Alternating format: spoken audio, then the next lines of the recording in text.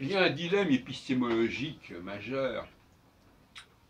Est-ce qu'il faut dire certaines choses ou pas au niveau scientifique, dans le domaine des sciences sociales? On sait qu'actuellement, au niveau juridique, au niveau des sanctions prises dans les réseaux sociaux, par les réseaux sociaux, il y a des sujets qu'il ne faut pas aborder. Et ça touche un sujet majeur, une question majeure, un enjeu majeur.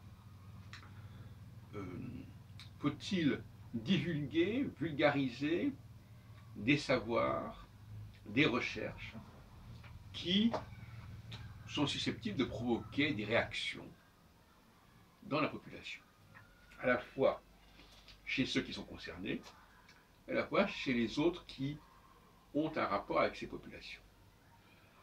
Une grave question. Ça touche à l'astrologie, à la sociologie, à la psychologie, notamment, à l'anthropologie, même à l'histoire.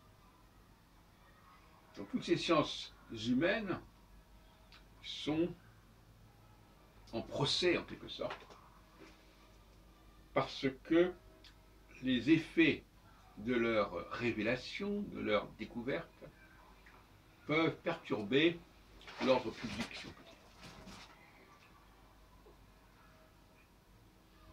Et on peut même dire que dans le domaine du coronavirus, le problème s'est posé également.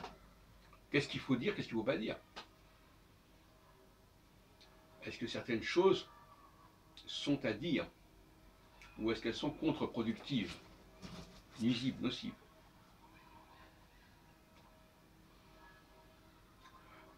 Autrement dit, faut-il garder certaines recherches dans des cénacles relativement étroits, ou bien faut-il diffuser les dites recherches? C'est ça que j'appelle le dilemme. Et en astrologie, le problème se pose. Mais paradoxalement, il se pose également dans le droit constitutionnel. Par exemple, le fait de dire que tel mandat se termine à tel moment génère des troubles. On sait très bien. Le fait de préparer la réélection, de préparer ou d'éviter la réélection, de préparer une nouvelle campagne, tout ça peut troubler le fonctionnement. Et trouble le fonctionnement. On sait qu'une partie du mandat d'un président de la République, par exemple, va être hypothéquée par des préoccupations quant au futur, quant aux échéances futures.